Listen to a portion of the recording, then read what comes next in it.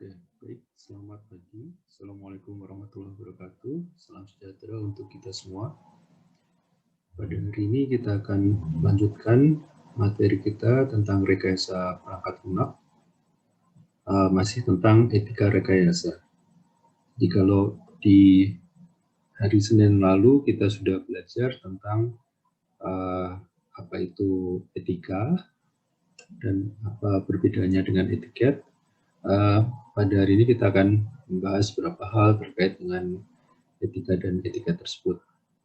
Nah, dalam suatu profesi, tidak hanya permasalahan teknis yang kita harus kuasai, tapi juga ada hal yang sifatnya etis atau etika, di mana kita perlu untuk melihat apakah hal itu layak atau dibenarkan untuk dilakukan ataukah tidak. Dan itu tidak semata-mata bergantung kepada faktor hukum, tapi lebih ke perasaan. Ya, jadi tidak hanya karena Anda diperintahkan untuk melakukan sesuatu maka Anda melakukan, tapi kadang-kadang ada hal yang terkait dengan apakah ini benar atau layak untuk dilakukan atau tidak. Pada kali ini kita akan belajar tentang faktor-faktor yang mempengaruhi pelanggaran etika. Apa saja faktor-faktor yang mempengaruhi pelanggaran etika? Ya, yang pertama adalah kebutuhan individu. Kita akan lihat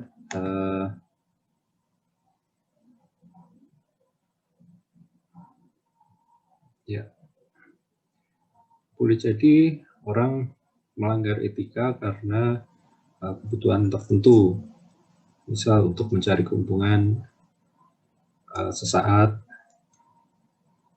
jadi melakukan pelanggaran, misalnya mencuri informasi atau menyadap informasi, atau diperintahkan untuk membongkar suatu informasi tertentu dan kemudian diserahkan orang lain, membobol kartu kredit.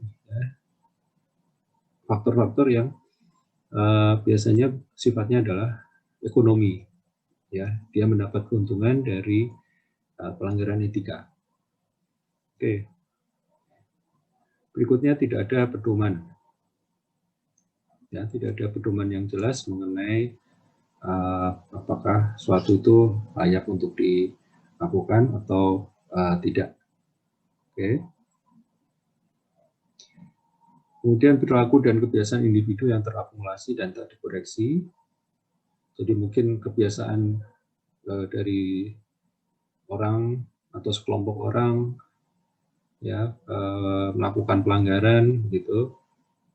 Jadi misalnya masuki situs atau suatu tempat tanpa pengaman gitu ya. Jadi misalnya tidak pakai helm atau tidak pakai boot, terus semua dianggap biasa, terus orang melakukan pelanggaran.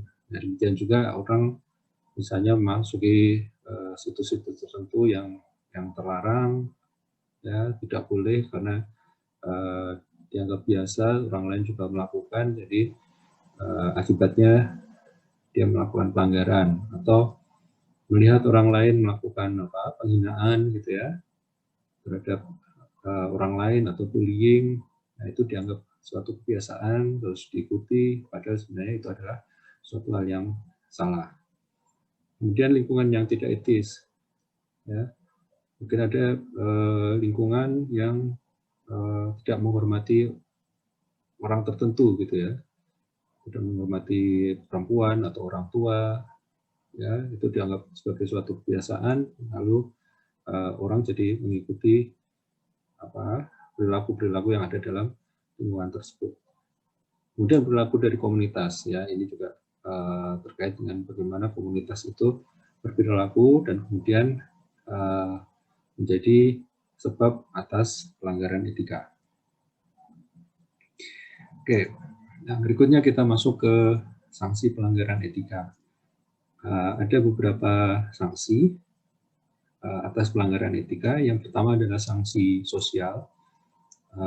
biasanya dari masyarakat itu dikucilkan atau diberi suatu sanksi tertentu ya yang tidak terlalu berat ya. Sanksi ini skalanya relatif kecil ya. Ini kalau misalnya kesalahan yang bisa dimaafkan, misalnya apa, setelah menghina orang kemudian dia minta maaf, kemudian mungkin ada sanksi-sanksi tertentu yang diberikan begitu, kemudian dimaafkan. Nah, kemudian ada sanksi hukum ya, skalanya besar, bukan pihak lain ya. Kalau misalnya menghina orang lain tapi akibatnya cukup besar gitu ya, misalnya sampai nama baik seseorang menjadi rusak gitu ya, atau menyebarkan fitnah, itu bisa mempunyai sanksi hukum yang besar juga. Oke, berikutnya adalah jenis-jenis etika. Jadi kita bisa lihat ada banyak etika, ada etika umum, sifatnya berisi prinsip-prinsip serta moral dasar. Ya. Yang kedua adalah etika khusus atau etika terapan. Ini sifatnya berlaku khusus dan ini pun dibagi menjadi dua, ya, etika individual dan etika sosial. Oke, nah berikutnya kita akan masuk ke etika dan perilaku profesional. Ya, jadi seperti yang sudah kita pelajari sebelumnya, etika adalah mengenai perilaku, ya, melakukan hal-hal yang benar dalam menghadapi dilema. Jadi etika ini justru diujinya adalah pada saat terjadi sesuatu, gitu ya. Apakah ini kemudian benar, baik, ataukah berbahaya, ya. Dan ini belum tentu bisa diterima oleh semua orang atau semua pihak, ya. Dan boleh jadi di satu sisi terlihat seperti kejahatan, tapi sebenarnya adalah kebaikan buat orang yang lain, gitu ya. Misalnya kalau misalnya Anda berhadapan dengan suatu rahasia negara, gitu ya, di mana Anda diminta untuk menjaganya, gitu. Tapi pada saat Anda mengetahui rahasia negara itu terkait dengan keselamatan dari seseorang atau banyak orang, gitu ya, apa yang Anda lakukan? Apakah Anda akan keep itu, ya, Anda menyimpan dan menjaga itu baik-baik, ataukah Anda membocorkan, ya, dengan tujuan adalah untuk menyelamatkan nyawa orang, ya, seseorang atau orang banyak. Ya, dilema-dilema ini case-nya banyak ya, contoh seperti Snowden dan Julian Assange yang dia membocorkan rahasia-rahasia ya, terkait dengan keamanan dan keselamatan orang-orang dan suatu negara, gitu. Ya, mungkin dia dianggap sebagai penjahat karena menyebarkan berita-berita yang seharusnya rahasia, tapi di sisi lain dia menjadi pahlawan, gitu ya, karena dia menyebarkan berita-berita tentang kejahatan, ya, secara moral maupun secara manusiawi, begitu, ya. Jadi memang kadang-kadang tidak sepenuhnya hal ini terus semua orang akan mengikuti, terus semua orang akan melihat itu sebagai suatu kebenaran, gitu ya. Tapi kita punya prinsip-prinsip. Oke, orang yang etis akan memilih jalan yang benar dan baik. Oke, dan kemudian tata nilai akan menentukan perilaku kita. Value juga akan mempengaruhi sikap, dan sikap akan mempengaruhi perilaku. Ya, ini mungkin suatu saat Anda juga akan bertemu dengan hal-hal seperti ini, begitu. Ada orang yang meminta Anda untuk melakukan sesuatu kejahatan, bisa saja kecil, misalnya korupsi atau melakukan penipuan-penipuan baik besar maupun kecil dengan alasan pekerjaan. Nah, dalam hal ini Anda harus kembali kepada etika, ya. Jadi tidak hanya soal uang ataupun soal perusahaan, tapi juga soal harga diri Anda, soal etika yang Anda harus junjung tinggi. Oke, ya, kita akan masuk ke etika dan perilaku profesional. Di sini standar dan aturan perilaku etis yang tertulis dengan jelas dapat membantu menemukan perilaku organisasi yang etis. Ya, kemudian ada perbedaan antara etika personal dan etika profesional, yaitu terletak pada kode etik masyarakat profesional tertentu. Ya. Dan kemudian kita perlu melihat ya bahwa dengan adanya globalisasi, maka profesional sekarang juga bisa bergerak dan bekerja dalam lingkup yang global juga, ya. Apalagi Anda sebagai seorang software engineer, Anda sebagai seorang ahli IT, Anda bisa saja bekerja tanpa kenal jarak dan waktu. Artinya Anda tidak mesti berada di tempat bekerja, gitu ya. Anda kerjakan bisa di rumah atau tempat Anda, sementara perusahaan yang meng-hire Anda ada di negara lain yang waktunya dan jaraknya jauh dari tempat Anda saat ini. Ya, Anda harus tetap juga mengembangkan etika profesional ini, ya. Misalnya, contohnya Anda bekerja dengan etos kerja yang tinggi, Anda perlu untuk bisa deliver, Anda disiplin dan tepat waktu sesuai dengan yang dibutuhkan oleh perusahaan Anda yang walaupun ada di negara lain. Oke. Ya, kita masuk ke bagian definisi. Ya. Apa itu moral? Moral adalah serangkaian aturan dan standar evaluasi yang digunakan dalam sebuah budaya untuk mengarahkan perilaku individu dan kelompok serta mengarahkan pembuatan judgement. Jadi biasanya moral terkait dengan budaya atau suatu lingkungan, ya, suatu lingkungan masyarakat tertentu diajarkan baik secara langsung maupun tidak langsung melalui pendidikan moral, gitu ya, baik di suatu keluarga ataupun di lingkungan masyarakat ataupun melalui sekolah. Nah, kode etik profesional itu bagian khusus dari aturan dan standar tersebut. Biasanya ini bagian dari pendidikan di perkuliahan. Jadi pada saat Anda sebelum lulus, terus Anda kerja, Anda akan mendapatkan pendidikan tentang kode etik profesional. Ya, ini diberikan di perkuliahan dan juga di saat Anda memenuhi studi profesi, ya.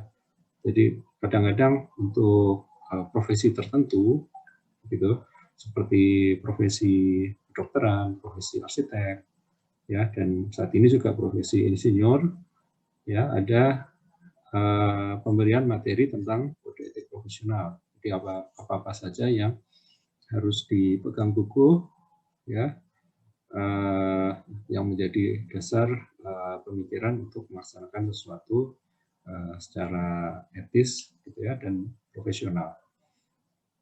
Oke, nah kaitannya dengan etika dan profesional itu biasanya berkaitan dengan bagaimana cara bekerja, ya, dan kemudian apa yang harus diutamakan, ya, biasanya terkait dengan keselamatan dan kesehatan, ya, safety and security, keamanan dan keselamatan manusia. Oke, berikut adalah konsep engineering ethics. Ya, yang pertama adalah kepentingan umum atau public interest. Ya, jadi Anda perlu untuk mengutamakan kepentingan umum. Yang kedua adalah kualitas kebenaran, kejujuran dan keadilan.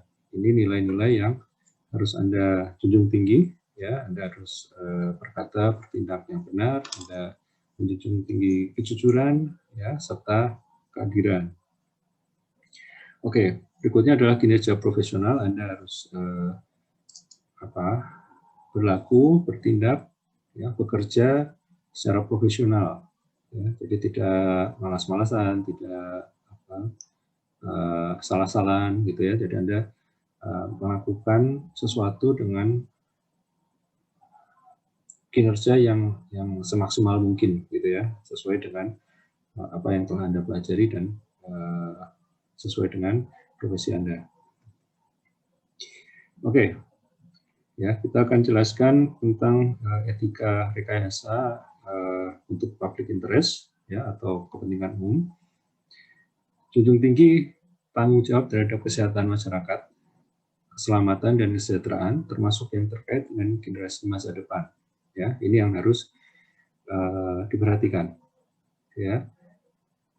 Kemudian perhatikan dengan baik ancaman terhadap kesehatan masyarakat, keselamatan dan kesejahteraan, serta bertindak untuk menghilangkannya. Ya, jadi Anda dalam profesi Anda, ya, perlu untuk memperhatikan hal ini gitu ya. Jadi misalnya di dalam software engineering, ya, Anda harus pahami bahwa bug, ya, kesalahan atau error, ya, sekecil apapun bisa membawa kepada kerusakan, ya, yang besar. Jadi dalam hal ini Anda harus mendeliver suatu perangkat lunak yang bagus, benar, sesuai dengan lingkup dan kebutuhannya, ya, tidak boleh memberikan suatu yang defect dan belum teruji, ya, sedemikian rupa sehingga software itu bisa bermanfaat buat masyarakat, ya. Jadi Anda perlu untuk menghindarkan diri dari membuat suatu software yang justru merusak atau mengganggu manusia atau masyarakat, ya, seperti virus, ransomware, ya, malware, ya, dan sebangsanya. Oke. Ya, Anda perlu untuk bekerja melalui organisasi profesional yang mendorong dan mendukung para engineers untuk mengikuti konsep-konsep ini. Ya, jadi banyak organisasi profesional seperti IEEE, ACM, ya, Inkindo, kemudian berbagai macam organisasi profesional lain, ya, seperti IAIF, Ikatan Ahli Informatika Indonesia, ya, IAII, itu organisasi profesional, ya, yang bisa mewujudkan dan mendorong etika-etika profesional di dalam keilmuan informatika dan perangkat lunak. Ya. Kemudian terapkan pengetahuan, keterampilan, serta imajinasi Anda untuk meningkatkan kesejahteraan manusia dan kualitas hidup untuk semua. Artinya apa? Anda perlu untuk senantiasa belajar dan menambah diri. Anda perlu untuk berlatih dan semakin terampil dan menggunakan pengetahuan dan keterampilan yang Anda sudah pelajari itu untuk membuat produk-produk, membuat service-service yang bisa bermanfaat buat meningkatkan kualitas hidup masyarakat Anda. Oke. Dan kemudian Anda perlu untuk bekerja hanya dengan mereka yang mengerti konsep-konsep. Ya, artinya hal-hal yang dipegang teguh ini ya Anda bekerja sama dengan mereka yang mengikutinya. Jadi jangan Anda malah bekerja kepada orang-orang yang melawan konsep-konsep dan etika-etika ini, ya. Baik. Oke, sekarang kita masuk ke konsep yang kedua, kualitas dari kebenaran, kejujuran, dan fairness atau keadilan. Ya, bersikaplah jujur serta tidak memihak. Beritahulah employer, klien, atau publik mengenai konsekuensi apa yang muncul dari pekerjaan, ya, menjaga kepercayaan, bertindak sebagai agen yang setia atau dipercaya, menghindari konflik kepentingan, serta memberikan perlakuan yang adil dan merata pada semua orang lain. ini kadang-kadang di antara kepentingan-kepentingan ini bisa saja saling konflik, ya. Artinya Anda bisa saja diminta atau diperintahkan untuk melakukan sesuatu yang kadang-kadang justru melawan kode etik ini, gitu. Anda perlu untuk berpegang teguh pada kepentingan masyarakat yang lebih banyak, ya. Jadi jangan berlaku yang sebaliknya, ya. Jangan berlaku untuk melawan kode etik. Nah, tapi Anda juga berkewajiban untuk memberitahukan pada employer, ya, pada majikan Anda, gitu ya, pada perusahaan Anda tentang konsekuensinya, ya, berdasarkan aturan hukum yang berlaku, begitu. Karena kadang-kadang tidak semua punya interest yang sama atau mungkin bisa saja terlewat, gitu ya. Nah, Anda harus memberitahukan hal tersebut. Oke, berikutnya dasarkan keputusan dan tindakan pada merit, kompetensi dan pengetahuan dan tanpa bias karena ras, agama, jenis kelamin, usia atau asal usul kebangsaan. Ya, jadi Anda perlu untuk mempertimbangkan melakukan sesuatu itu bukan atas dasar interest tertentu, tapi pada kebaikan, gitu ya. Ya, kebaikan, kompetensi serta pengetahuan, bukan pada diskriminasi atau bias tertentu. Oke. Kemudian tidak membayar atau menerima suap, ya, tidak menerima hadiah atau gratifikasi terkait dengan pekerjaan yang Anda lakukan. Oke, ya, ini terkait dengan Anda harus jujur dan tidak korupsi. Oke, kemudian objektif dan jujur dalam diskusi, laporan dan tindakan. Oke, ini hal-hal yang Anda perlu lakukan terkait dengan kualitas kebenaran, kejujuran serta keadilan.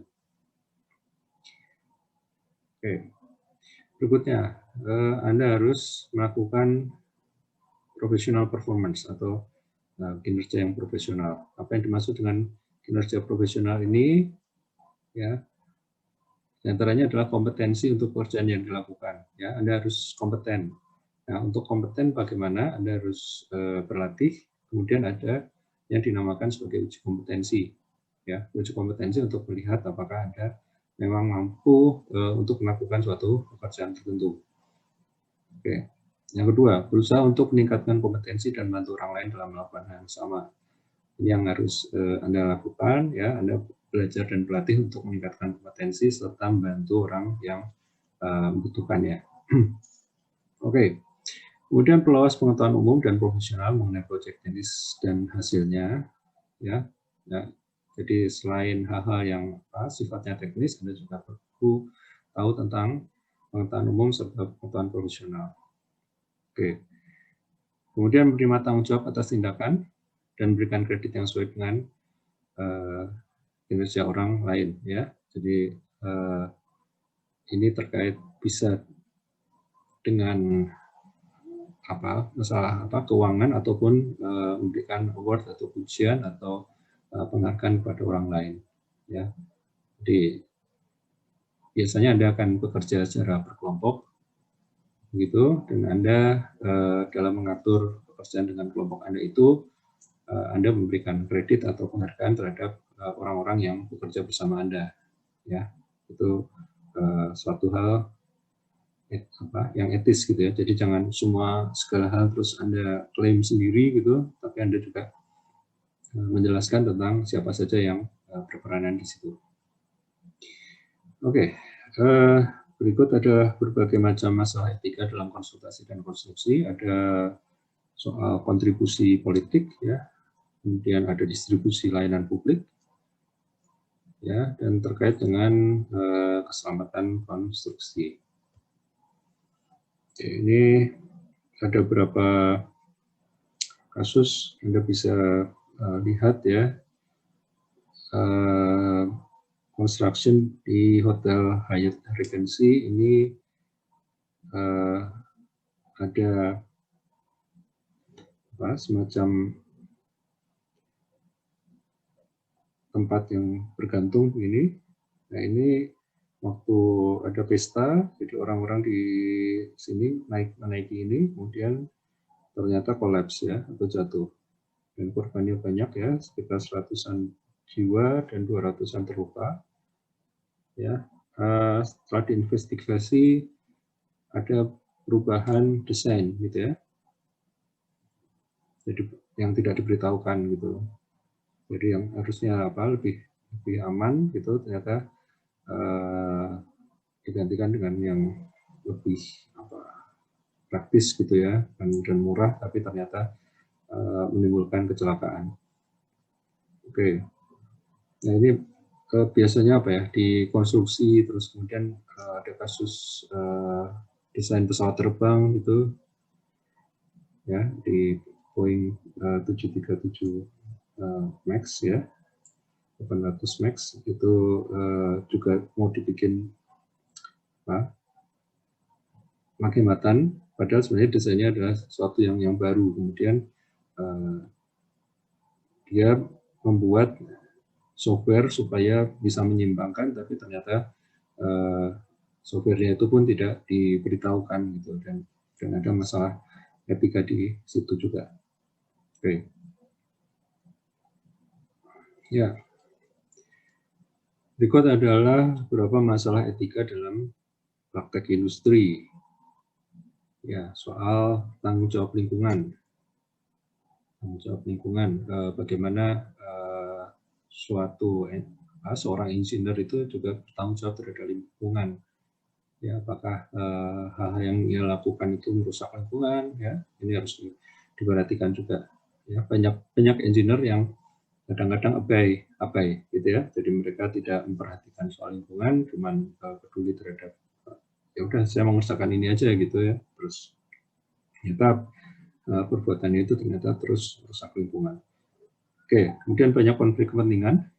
Ya, jadi seperti hadiah ya, diberi hadiah gitu, atau dia melakukan side job gitu atau moonlighting gitu, jadi ada pekerjaan yang sebenarnya dia harus lakukan ya sebagai main job, tapi dia nyambi juga ya di tempat lain. Ya ini juga ada konflik kepentingan di situ. Kemudian ada inside information ya, atau insider gitu ya,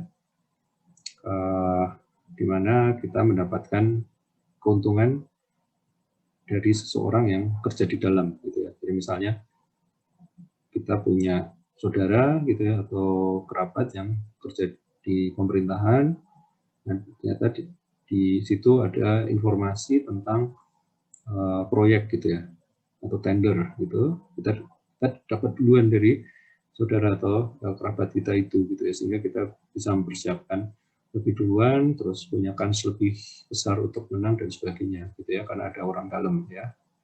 Nah ini juga ada konflik kepentingan di situ, sehingga kita mendapat keuntungan daripada orang lain ya yang mengejar tender yang sama, tapi dia pakai jalur normal gitu ya. Oke, kemudian keterbatasan pasca kerja, ya, post employment limitation, ya biasanya setelah pekerjaan dilakukan, ya ada batasnya juga gitu. Nah, batas itu terkait dengan berapa lama, terus kemudian ada masa garansi gitu ya. Nah, setelah itu apa gitu? Apakah masih bertanggung jawab atau bagaimana gitu ya? Ini ya biasanya perlu untuk dipikirkan juga. Nah, kemudian ada pembocoran rahasia. Nah, pembocoran rahasia bisa sifatnya baik atau buruk gitu ya. Jadi kalau misalnya membocorkan rahasia sesuatu yang jelek itu kan baik gitu ya. Oh ini misalnya apa? Ada korupsi yang dilakukan ini gitu. Tapi ya saya harus dilindungi gitu ya. Ini biasanya terkait dengan tindak-tindak pidana. Ya. Kalau misalnya hal yang jahat ya kemudian dibocorkan, maka yang membocorkan ini juga perlu untuk dilindungi gitu ya. Jadi jangan sampai dia jadi disangkutkan juga ya, dan ini kadang-kadang terjadi. Oke, berikut contoh disaster ya, atau suatu bencana. Challenger ini adalah roket Amerika yang terbang ya mau terbang ke angkasa luar, tapi kemudian meledak ya di angkasa ya, dan membunuh para awak kapal Challenger ini ya, roket Challenger ini. Nah, ini juga sifatnya kelalaian karena ada kebocoran yang menyebabkan meledaknya roket ini. Oke. Ya, sekarang kita melihat bagaimana panduan mengatasi dilema etika dalam praktek profesional. Oke, caranya gimana? Ya, yang pertama tentukan fakta yang ada pada situasi dilema tersebut. Ya, jadi Anda perlu untuk fact finding gitu ya, mencari fakta. Anda coba dapatkan fakta-fakta yang tidak bias. Oke, ini memang perlu waktu, perlu usaha untuk mengumpulkan fakta gitu ya. Jadi jangan Anda juga terburu-buru untuk melakukan sesuatu ya. Dalam hal ini kita perlu untuk melihat berbagai macam sisi ya, jangan keburu emosi ya. Nah, kemudian kedua, tentukan stakeholder yang terkait ya. Mereka yang punya kepentingan pada hasil, jadi siapa saja stakeholdernya, terus apa kepentingan mereka, terus pelajari motivasi dari setiap stakeholder tersebut dengan teknik komunikasi yang efektif dan asesmen personal. Jadi ini jadi kayak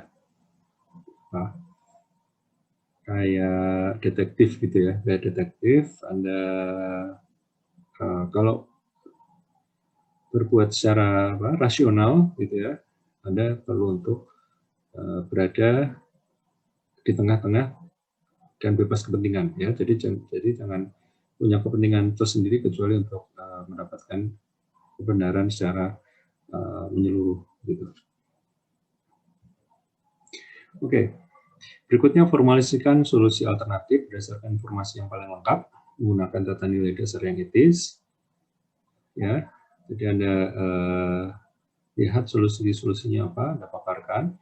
Kemudian evaluasi alternatif yang diusulkan. Ya, hanya untuk alternatif solusi yang masuk dalam shortlist. Nah, jadi dari alternatif tadi kemudian dinilai gitu ya, mana yang kira-kira paling masuk akal ya. Anda pilih saja beberapa di antaranya. Kemudian cari bantuan tambahan yang sesuai seperti aturan kode etik, kasus dan pengalaman terdahulu. Anda bisa mendapatkan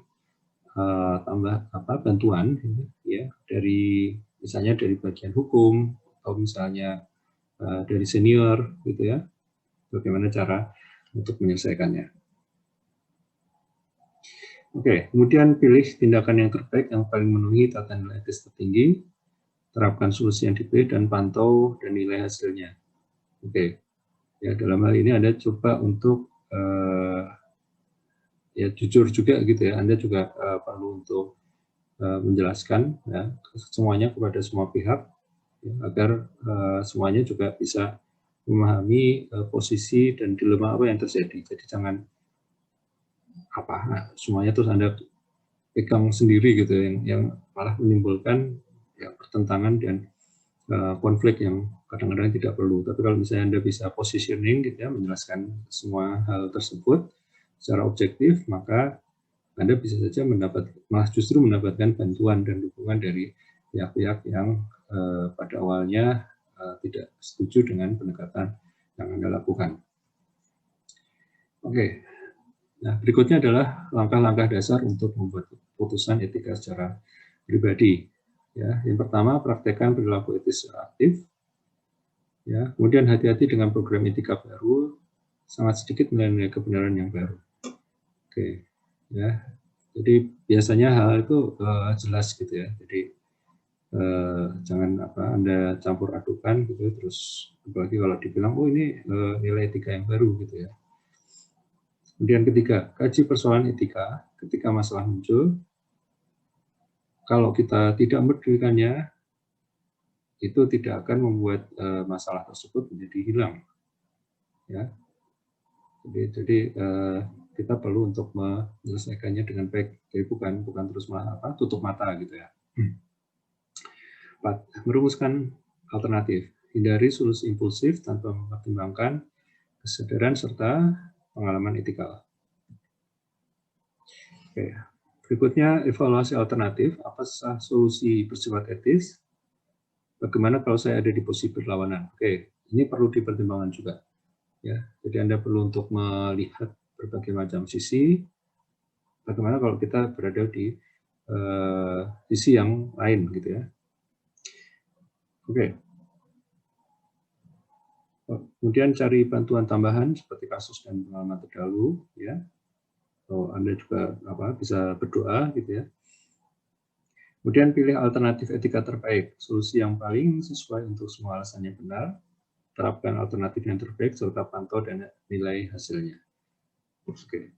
Jadi ini hal-hal yang Anda perlu untuk lakukan pada saat Anda perlu untuk membuat putusan etika yang sifatnya pribadi. Ya. Oke, baik.